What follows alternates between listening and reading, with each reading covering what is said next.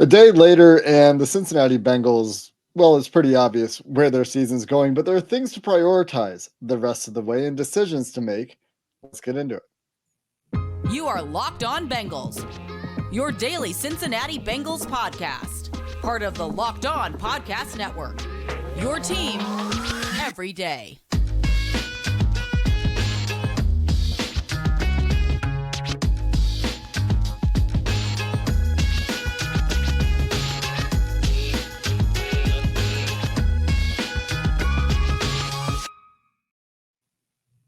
What up, Bengals fans, and welcome to another episode of the Locked On Bengals podcast. I'm your host, Jake Lisco. He's your host, James Rapine. We're part of the Locked On Podcast Network, covering your team every day. You can find us on YouTube or anywhere you get your podcast. We're going to get into, well, a number of topics today. Coaching, certainly a very hot topic. Jake Browning's leash, I think a question worth discussing, and some interesting notes that kind of go to who's playing and who should be playing. And that's where we're going to start this show today. Today's show brought to you by the Gametime app, where you can create an account and use promo code LOCKEDONNFL for $20 off your first purchase on last-minute tickets for the lowest price guaranteed. And James, we talked about it going into the game, and we're talking about it again. There needs to be a big emphasis on prioritizing the youth movement for the Cincinnati Bengals for the rest of the year. And it starts with Chase Brown, because of all of these rookies, DJ Turner has obviously seen plenty of time out there. Myles Murphy has seen time out there. We've seen flashes from Jordan Battle, from Charlie Jones, from Andre Yosevach. We haven't even really seen the opportunity for Chase Brown. And I think that's where it starts, especially after Sunday's game, in which, and we'll talk about snaps and get it more in depth, but you played, Jake, as many snaps as Chase Brown did on offense. Jake Lisco did. That can't happen. I did too, by the way, and all of you listening or watching did too. That is wild to me, because why activate him if there was no game plan? And Zach Taylor afterwards saying that it was the number of snaps, and they did only have 43 snaps on offense, which is by far too low. It cannot happen. You need to be in the 60-ish range. It's pretty normal, pretty standard. And that's where I'll start. Youth movement wise, I think I know what some of these guys are. That doesn't mean I don't want to see more Chuck Sizzle on offense or more Andre Yosevach, but I've at least seen a little bit of them. We haven't seen Chase Brown, and that's like their worst position group as of right now, and their least productive group. So hopefully we can see him moving forward. Yeah, we've seen a movement toward youth. At corner, you mentioned DJ Turner's played a lot all year. No complaints there. Jordan Battle getting a bigger role. Great. Myles Murphy getting a bigger role, capitalizing on the bigger role. And we'll talk about that when we go into some player evaluation this week. And you like to see all those things, but I know who Trenton Irwin is. And I don't say this to take anything away from Trenton Irwin. He's a restricted free agent. He's probably part of this team next year. I believe he's a restricted free agent.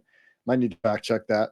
But why not more time for those guys on the offensive side of the ball, where they waited until day 3? And we joked about it at the time, and now I'm not really joking about it anymore, to address any skill position, any offensive position in the draft. It was just defense, rounds 1 through 3. And now that we're at the point in the season where we are for the 2023 Cincinnati Bengals, need to see way more of those young guys on the offensive side of the ball, the first-year players on the offensive side of the ball, to figure out exactly what they have there. Let those guys develop. Give them as many live rep opportunities as they can. How much was Charlie Jones on the field for the offense on Sunday, James? I mean, Chase Brown hardly was. What about Jones? You ready? 4 snaps. 9% of the snaps. 4 snaps. It's way too low. Just to confirm, Trenton Irwin is a restricted free agent, so he'll be back next year, and that's fine. He can be back, and you still get these guys snaps. It's not like Trenton Irwin, it needs a ton of snaps, and he was out there 31 snaps, 72% of the time. Yosevach, 14 offensive snaps. So I want to see an uptick for both of those guys. And especially Charlie Jones. We've seen Andre Yosevach flash on offense. Charlie Jones, it's more specialist. He was starting to come on, then he got hurt. Same like Chase Brown, got hurt. And now you want to get a look at both of those guys and see if they can be, if Charlie Jones is your future slot wide receiver, if Chase Brown is capable of being a big part of your backfield moving forward. And by the way, this is not Locked On Bengals thinks the team should tank. I think these things can happen, and then while they're still trying to win, I'd be thinking that these guys should be in play. Chase Brown, Charlie Jones, if Joe Burrow was healthy, if they had won 2 out of the last 3 instead of dropped 3 in a row, I'd still feel that way. We talked about this at the bye, how these young guys, they could give the offense an extra spark, how maybe Myles Murphy could come on defense. And so I don't think that this, now you may want them to tank. That's a completely different situation or at least topic. And that's what I'm trying to separate here. You may feel that way, that they should lose the next 6 and get the best draft pick they can. That's fine. Regardless, if you want them to win, lose, draw, play each week and try to win, I think getting these young guys in the mix, it's hard for me to believe Chase Brown can't help at all. And I asked around, and he's been good in practice. Asked around since our last show, just to make sure that his teammates aren't like, yeah, the dude just doesn't get it. It's not that. And he said he was fully healthy too. So what is it? I'm not sure, but I expect it to change. And whether it does or not, I don't know, but I expect it to change on Monday night against Jacksonville. Yeah, whatever the reason is, and whatever your goal is for the Cincinnati Bengals this year, I don't think there's any reason not to get those guys on the field. And you do have to balance doing everything you can to win this particular football game and maximize your matchups versus evaluating what you have for the future. And the Bengals are not mathematically eliminated from the playoffs. And until that is the case, it's really, really hard for the coaching staff to really justify taking off players they think are better to get a look at guys that they don't think are better. But there are spots where I think you certainly have the opportunity to do so. So I do think, like you said, James, even if it's not a tanking argument, whatever your goal is for the Cincinnati Bengals, and I personally don't see major incentive to win games outside of the individuals will be trying to win games, and I don't fault them for that. The coaches and the players, and they're all going to go out there and try to win, and I don't fault them for that. But from a strategic point of view, I'm much more interested in the future when you get Joe Burrow back. It's like the old Peyton Manning offense, and if 18 goes down, we're effed. You know, that old quote. And that's kind of where the Bengals are right now. Yeah. I think the snap count part of this, because we talked about Trenton Irwin and these young guys and also trying to win. There's one thing that was just so glaring snap count wise that is too good to not mention. And I can mention that and get your reaction. I'm not sure. Have you looked directly at the snap counts? Like for every player? I have an inkling of the one you're going to mention, but we'll see if you surprise me. It's a doozy. So we will get to that, plus Jake Browning's leash and much, much more coming up next.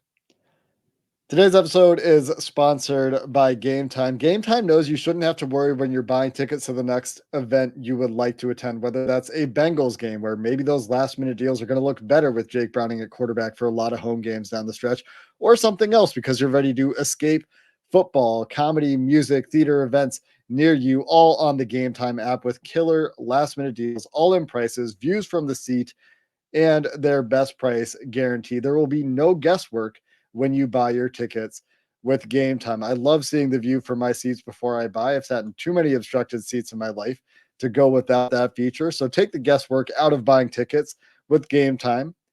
Just go get the app, create an account, use promo code LOCKEDONNFL. You'll get $20 off your first purchase. Some terms apply. Again, create an account, use code LOCKEDONNFL, LOCKEDONNFL for $20 off your first purchase. Download Gametime today for last-minute tickets, lowest price guaranteed.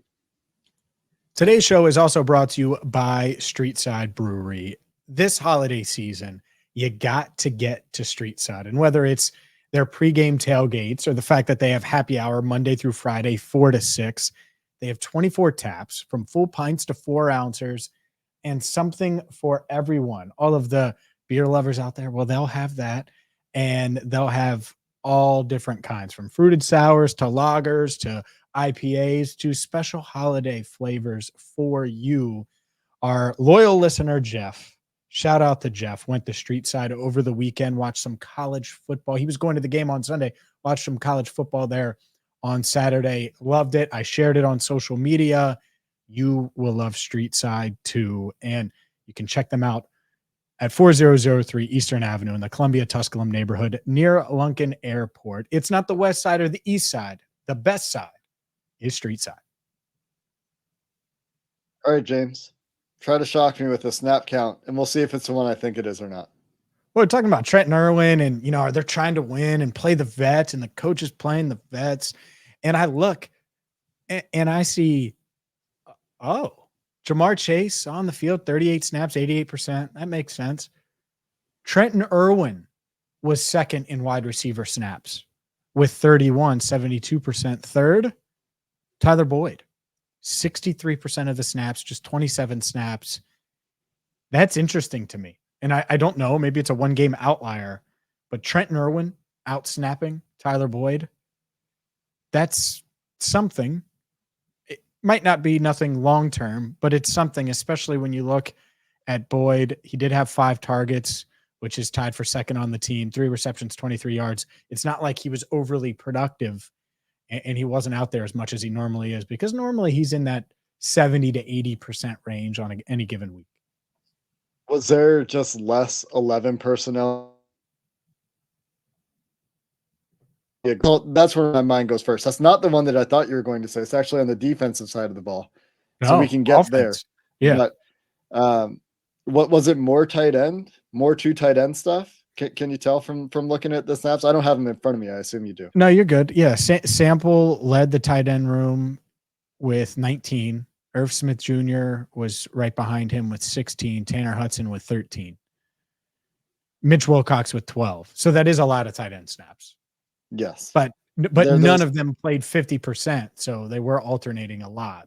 But for example, Drew Sample's touchdown, he runs over Mitch Wilcox to get in, right, like a bowling pin. So and multiple there were tight end sets. How many Cody Ford snaps? Because there were a handful of extra lineman snaps 5. as well, which is kind of okay. So there's a bunch of snaps just right there between 2 tight end sets and the Cody Ford sets, where Tyler Boyd's probably not on the field for those. For who? Because Irwin? Because you want Irwin outside instead of Boyd? I assume so. All right. I'm going to say it right now, and I know you don't agree as much. I want Chuck Sizzle outside some. I don't want to hear about strength. He was good. He was way better at Purdue outside than Trenton Irwin has been at any point college-wise. And so just give him a shot. Doesn't mean he needs all of them. Can he get 5 of those snaps? There's probably a couple things there, right? Like, one, Jake Browning's first game, he's obviously very comfortable throwing the ball to Trenton Irwin. We've seen that in the 1.5 games he's played. His best plays have been throws to Trenton Irwin. The other thing with that is probably the plays that we're talking about are 2 wide receiver sets, and Charlie Jones isn't the guy you want when you go extra lineman. That's probably Andre Yosevas territory. Maybe it even was. It sounds like he had a healthy amount of snaps, considering they only have 44 total offensive plays, something like that. So 43. Yoshi was at 43. And my concern is when T comes back, where are the snaps? And he's probably back this week. Yeah, probably. We'll see, but I think there's a good chance here. Yeah, and there's probably some easing back with the hamstring injury, and there's an opportunity to get some other guys on the field in the slot as well. And that's where, there's a question about Tyler Boyd's overall effectiveness this year, whether he's part of the team in the future. Right now, I would say probably not part of the team in 2024. We'll see a lot of time left before they make that decision, a lot of time left in the season. But I think they have a pretty good idea of who Tyler Boyd is, who he's been, who he is this year. Certainly opportunities to get those guys on the field. We'll probably see some more 4 wide receiver stuff when T. Higgins comes back as well at times. Incorporated properly in the offense, right? And they get more than 8 running plays going in a game.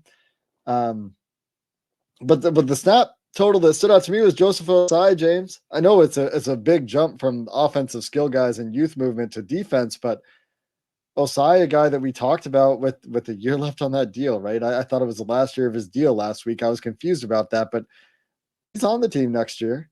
And what was his snap count, James, on defense, if you have it for me? Ooh, I'm looking. I'm waiting to find him here. Mm-hmm. Is this a riddle? Are you getting me? It's a little bit of a riddle. Keep looking. Yeah, See if you because he's find not there. He's not there, is he? No. He's not there. 0 snaps for Joseph Osai. And by the way, Miles Murphy with 22, that's 31%. It's not like Miles Murphy got 50 snaps or anything like that, even though that's a healthy amount for him. That is a good amount. That's what I want to see for Miles Murphy, but also I know Cam Sample played a lot, but I mean, Osai's Joseph in the Osai can't doghouse. get on the Let's field. call it what it is. And he's been in the doghouse because they had him in on that third preseason game. They said he needed the reps then. And what has been different? I mean, he was coming off of his best game this year in Baltimore. And so for him not to play, and you're right, I didn't notice him once. I noticed Miles, and there's a reason you didn't notice Osai. He wasn't out there. And I don't think he had any special team snaps either. Let me make sure I didn't see any. Yeah, there's He just didn't play. Osai is not there. Yeah, he's just not it. Maybe he's hurt. Maybe he hurt something after they announced actives and actives or something. That seems crazy to have him up and have him play 0 snaps on any unit. That's wild. Yeah, and they could have elevated someone from the practice squad if they wanted to go that route. They could have done a lot of different things. And you also wonder, but he wasn't on the injury report. So yeah, you're right. It would have had to have been something game day of. In full disclosure, if Zach Taylor mentions something like that, we're recording before Zach Taylor's news conference, so don't crush us in the comments here. But that is a surprise. That is a major surprise. And clearly I didn't notice it. I was looking at the offensive snaps because youth movement wise, it was like, okay, well, at least Miles Murphy played. Right. And it appears like Miles Murphy has fully surpassed Joseph Osai. So for those that were out on Murphy early, it looks like his stock is rising. Well, and Cam Sample as well by a lot. I mean, not that that's surprising. He's been there the whole season, but for those two guys to play the whole game along with Hubbard and Hendrickson, and for you to not see Osai at all, it'll be interesting to see if we do get news there. Like you said, we're recording before Zach Taylor talks. It may or may not come up, but that one really stood out as an oddity. The other thing that it seemed like Zach Carter played a lot. Can you is that one pop out to you? Sorry, I'm making you do a lot of work here on the spot. It seemed like they were running at Zach Carter a lot, which means he must have been on the field a lot, but maybe that was confirmation bias.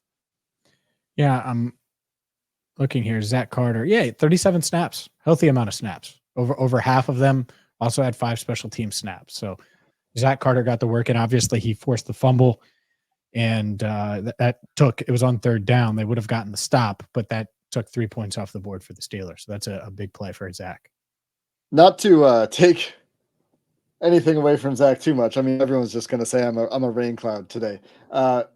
Great play by Zach Carter to clean that up and make the forced fumble occur. But he is pancaked on the ground before he gets up when Isaac Sayamali runs by him after pancaking him to punch the ball out. So great play, great awareness to make something out of that. But it's funny when you see where he comes from. That's all I'll say. Come on, Jake. That just means he didn't give up on the play. That's all. Yeah, no, I'm giving him credit for the hustle for making the play after that. But that's like saying it's funny to me. That's like saying Deontay Johnson dusted DJ Turner, but then Turner caught up and forced the incompletion in the end zone. Like, because he was beat. I mean, it was a heck of a play. It should have been a touchdown. Butterfingers Deontay can't hold on. You talk about both. There's nuance there, right? Like, it's a great way to finish a play, use your makeup speed, and make a play on the ball. But also, you would like it to not come to that. Sure. And those were back-to-back plays, by the way. So there were a lot of, and part of this might just be the Steelers are a bad team, even though they're 7-4. Like, they're not a good team right now. There were a lot of what ifs that could have turned that game in the Steelers' favor, like tenfold compared to what it was. Speaking of one of those, Jake Browning could have had a pick six, could have had multiple interceptions, ended with one interception that took points off the board for the Bengals. How long is Jake Browning's leash? We will discuss that coming up next. Today's show is brought to you by FanDuel. FanDuel is, well, America's number one sportsbook. It's also a one-stop shop for you, the NFL fan that wants to get in on the action. Right now, new customers get $150 in bonus bets with any winning $5 money line bet. That's $150 if your team wins. And it doesn't matter if it's Monday Night Football next week, or maybe you want to get in on a little Sunday action with the Bengals playing on Monday prime time. Maybe you want to get in on this college slate. Regardless, NBA, NFL, college football, all in one spot. Spreads, player props, over-unders, and more. Visit FanDuel.com/lockedon and get going today. The NFL season, there's only 6 weeks left of that regular season. There's no better time than to get in on the action. Again, FanDuel.com/lockedon. FanDuel, official partner of the NFL. I don't know how long Jake Browning's leash is, to answer your question. When we talked going into the first game, you disclosed to me, I don't think we were recording, but you disclosed what you thought his leash was. I think after that game, I am pretty in tune, at least if it were me in charge. Now, with the Bengals coaches in charge, I wonder if there's more leash than you and I give credit for, and we'll see. But there was maybe 5 to 7 plays off the top of my head where it was either an impressive play from Jake Browning or I thought he kept them on schedule. Outside of that, I thought there's a lot of deer in the headlights, a lot of very shaky decision-making, late throws, and I wouldn't be very confident. But the Steelers do present a challenging defense. They do, and that's why he's going to get the start on Monday night. I would be shocked if it wasn't the case, and it just feels like that's the vibe. Now, coming into this Jake Browning era, one, by the way, just I told you so, and I think Jake did too. When Burrow was playing through it, playing through that calf early in the season, of course you want Burrow out there if he can go. So we've confirmed that, and you don't want to turn to Jake Browning. There's a reason he played against the Rams and Titans as he was working through it. That said, he'll get the start on Monday night against the Jags. Coming into this, I thought it was 6 quarters. That's what I told you. I've said it to plenty of people. I thought if he's really, really bad against the Steelers, they'll give him another start because it is the Steelers, and they'll give him a couple of quarters. And if it's really, really bad again, I think he was good enough to where he'll probably play the entire Monday night game unless it's just so bad, because you can look at the numbers, you can convince yourself. But I think that it's going to look much, much worse on tape than it does numbers-wise. Like today, as they're watching, I think they're going to be like, ugh. So to me, it's this game against Jacksonville, and then you potentially reevaluate. It is a short week. So would you want to go to AJ McCarron on a short week? I don't think it matters that much. I think you certainly could for that home game against Indianapolis. So maybe there's another full game there. If it's really bad early against Jacksonville, you could see it. But I don't think the leash is super long, and it shouldn't be, because, again, this team is trying to win, and this coaching staff, I assume they're going to make some changes this week to make life easier on Browning, or try to. And if those don't work, you got to keep looking for answers. That's their job over these next 6 weeks, is to try to win games, and that's what they're going to try to do. And if that means shuffling through and seeing if AJ McCarron has anything left, you might have to do that. That's the other part of it, is can they help him? Can they do more to put him in a position that he doesn't have to be Joe Burrow? Like you said yesterday, he's not Joe Burrow. Not that anyone thought he was, but the way that he was talking throughout the week, the way the coaches were talking throughout the week, we're going to keep doing our offense. They did that to some degree. I'm not sure to what degree. I have not watched the tape yet, but it can't be the same. And the 8 runs, there's certainly some spots, and we talked about this toward the end of the show and a couple times throughout the show yesterday, where there's some downs where they maybe had good results, and they did. If you go look play by play and you look at the EPA per play and all these things, their early down passing was actually their best offensive success. But how much of that was real, and how much of that is garbage time or manufactured or what have you? no matter what the answer is, they need to do more to help him. Kyle Kasky tweeted about the first sack of the game where TJ Watt goes through Drew Sample and Jonah Williams, and Browning holds the ball forever. And Andre Yosevich is wide open on that play. And we've seen Joe Burrow miss Andre Yosevich wide open, different coverage, quarters versus cover 2, but that's a busted coverage for the Steelers. And Browning had time to stand there and get the ball out. And he just, I don't know if he ever saw it. Didn't necessarily look like it was part of the progression, but when you have stuff like that combined with holding the ball too long, some of the late throws, the missed reads, that's where, if it's not better, and he does deserve a little bit of time to get his sea legs. Yeah, misread the interception for sure. Yeah. If he doesn't get his sea legs under him pretty quick, is it helping anyone to have him out there at quarterback? When you're talking about trying to evaluate Chase Brown, these young receivers, figure out what direction you want to go with your offensive line, with your offense, when Burrow isn't great next year and you're trying to figure out the buttons you want to press to make things easy, which the coaching staff should be focusing on, right? Mm-hmm.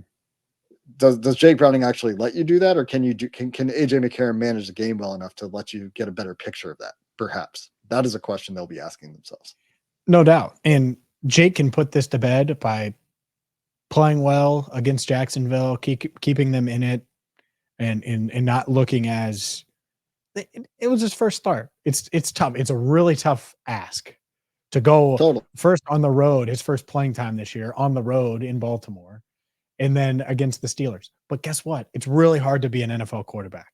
It is. And AJ McCarron might not do well under these circumstances either. The Bengals have flaws. We've discussed them. And that's why the youth movement was where we led today's shows. You want to see if any of those young guys can fill some of these cracks that are in the foundation right now that we're seeing, and some of these flaws. At the same time, I agree with you. Coaching, you have to help the run volume. It has to be greater than 8 out of every 43 drop back, or 8 out of every 43 offensive plays. However that works. It just does. Now, if it's 35 dropbacks to 20 runs and you run a normal amount of plays, that's not crazy. Or even 15 runs, but it wasn't close. And I get Mixon having all 8 of the touches. If there's only 8, there needs to be more than 8. That's how you get Chase Brown involved. and so we'll see if that part happens. But yeah, this is it's prove it time for Jake Browning. And I go back to what Zach Taylor said when I asked, this was after the Joe Burrow news, a few days after. It was simple. I asked about AJ McCarron, how he was progressing, and he went out of his way to say, we brought him in because we thought he could play if we needed a veteran to go in. Well, he's a veteran, and they may need him to go in. It's up to Jake Browning to play well enough to keep that from happening. And the coaches put him in better situations for the defense to not give up 400 yards to one of the worst offenses in the league. I mean, there's a lot. No doubt. It's not all Jake Browning. No doubt. Right. Well, and I've ripped Jake Browning more than you have, for sure. I'm just making sure that, again, as we close the show for the second day in a row, that we put the spotlight back on the coaching staff as well. The defense in particular is Jesse Bates' departure apparently killed them. Apparently that ended the Bengals defense. Big plays. I mean, I don't get it. And I also have dreams every once in a while, the Locked On Bengals dreams. Locked On Bengals dreams of Jesse Bates and Dax Hill just roaming in the secondary. Those two guys they're frolicking it through Paycor Stadium, making plays all over. Dax makes plays, man. And you had Jesse Bates. Oh, wish we could have seen it. They'll need to get better on that side of the ball. Correct. No doubt. It's frustrating. It's frustrating to watch this defense this year after previous years. And they've, again, give them credit for what they do well. They've had the clutch play throughout this season. They've made the red zone stops throughout this season. But when you see that kind of performance against Pittsburgh and it's your third straight bad defensive week, the questions get pretty loud. And that's where we are right now. They can quiet some of these questions by righting the ship and showing something the rest of the way, but they need to show something. And we're going to be looking at the youth movement we talked about earlier in the show. We'll talk about Miles Murphy's day, DJ Turner, Jordan Battle, the young guys that played. We'll get into those guys with some film review coming this week. Then it's on to Jacksonville and a long week in preparation for Monday Night Football. That's coming your way the rest of this week on Locked On Bengals. Until then, thanks for listening to this episode of the Locked On Bengals podcast. Hoo day, and have a good one.